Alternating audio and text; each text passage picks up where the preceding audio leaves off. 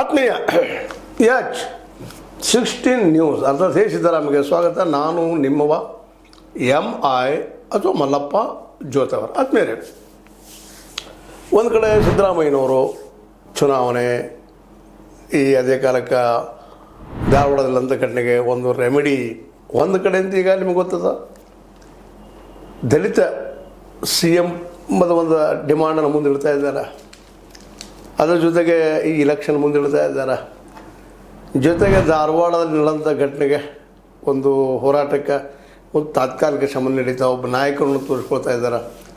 ಅಂದ್ರೆ ಇದರ ಅರ್ಥ ಏನಪ್ಪ ಅಂತಂದ್ರೆ, ಈ DK ಶಿವಕುಮಾರ್ ಇವತ್ತು ಪಕ್ಷದಲ್ಲಿ ಪೂರ್ತಿಯಾಗಿ ನಮ್ಮ ಸಿದ್ದರಾಮಯ್ಯರ ಎದುರಾಳಿಯಾಗಿ ಬಂದು ನಿಂತುಬಿಟ್ಟಿದ್ದಾರೆ. ಇವತ್ತು ಈಗಾಗಲೇ HC ಬಾಲಕೃಷ್ಣ ಅವರ ಒಂದು ಹುಟ್ಟುಹಬ್ಬ ಸಂದರ್ಭದಲ್ಲಿ ಇನ್ನೂ 28 ಅವ್ರದ್ದು ಬಿಫೋರ್ 26 ಇಟ್ಕೊಂಡು ತಮ್ಮ ಶಕ್ತಿ ಪ್ರದರ್ಶನ ಸಹಿತ ಮಾಡ್ತಾಯಿದ್ದಾರೆ.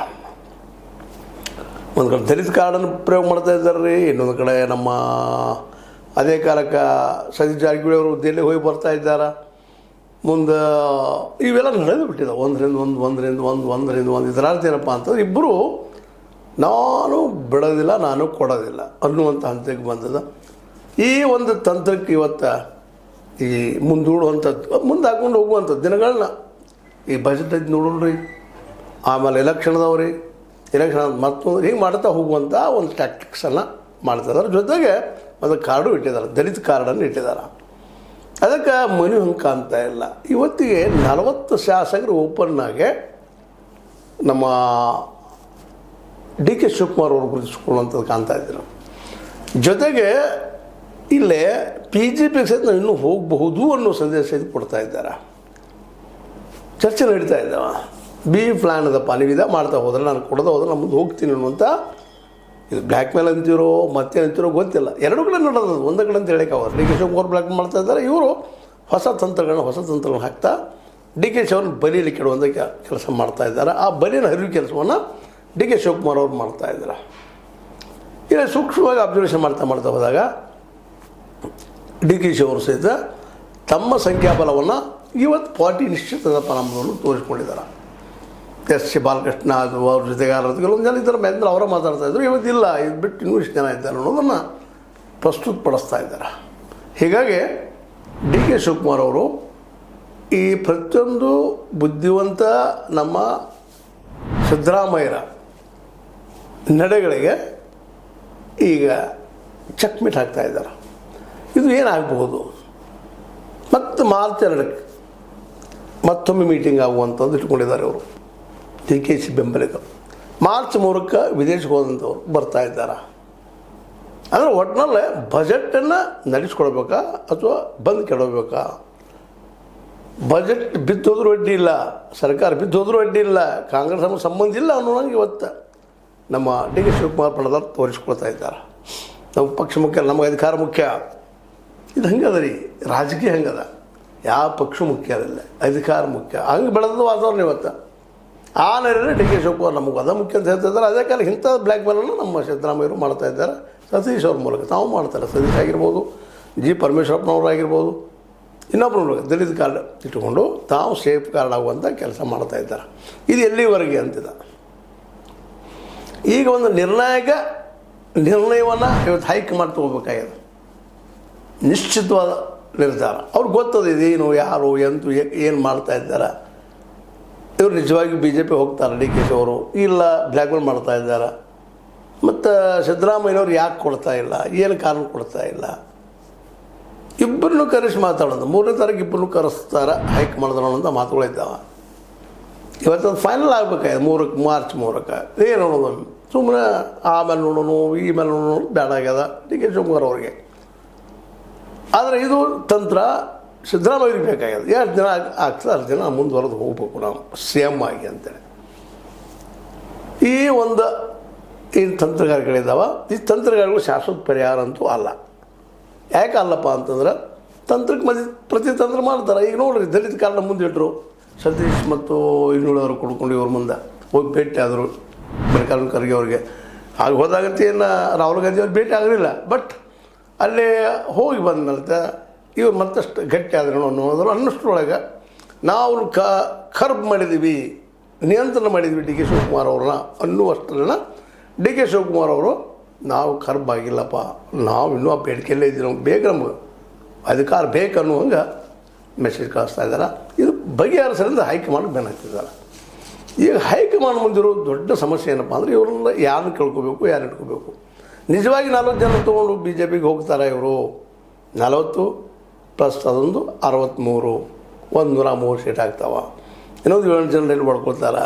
113 ಆಗ್ಬೇಕು, ಮ್ಯಾಜಿಕ್ ಫಿಗರ್ ಆಗ್ಬೋದಾ ಬಿ ಜೆ ಪಿದು ಅಂತ. ಮತ್ತು ಬಿ ಜೆ ಪಿಗೆ ಅದು ಬೇಕಾಗ್ಯದ. ಆ್ಯಟ್ ಎನಿ ಕಾಸ್ಟ್ ಕಾಂಗ್ರೆಸ್ ಇಲ್ಲಿ ದಿವಾಳಿ ಆಯ್ತು ಸಾಕಪ್ಪ, ನಮಗೇನು ಮುಂದೆ 2 ವರ್ಷ ನಂತರ ಬೇಕಾದಾಗ್ತದೆ.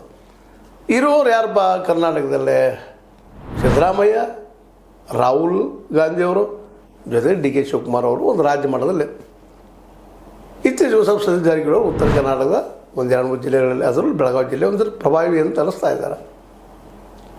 ರಾಜ್ಯ ಮಟ್ಟದಲ್ಲೂ ಹಿಂದುಳಿದವರ ಸಂಘಟನೆ ಮಾಡ್ತಾ ಇದ್ದಾರೆ. ಅದಕ್ಕೆ ಹಿಂದುಳಿದ ಮತ್ತು ದಲಿತ ಕಾರ್ಡನ್ನು ಸಿದ್ದರಾಮಯ್ಯವರು ಅಹಿಂದ ರೂಪದಲ್ಲಿ ಇಡ್ತಾ ಇದ್ದಾರೆ.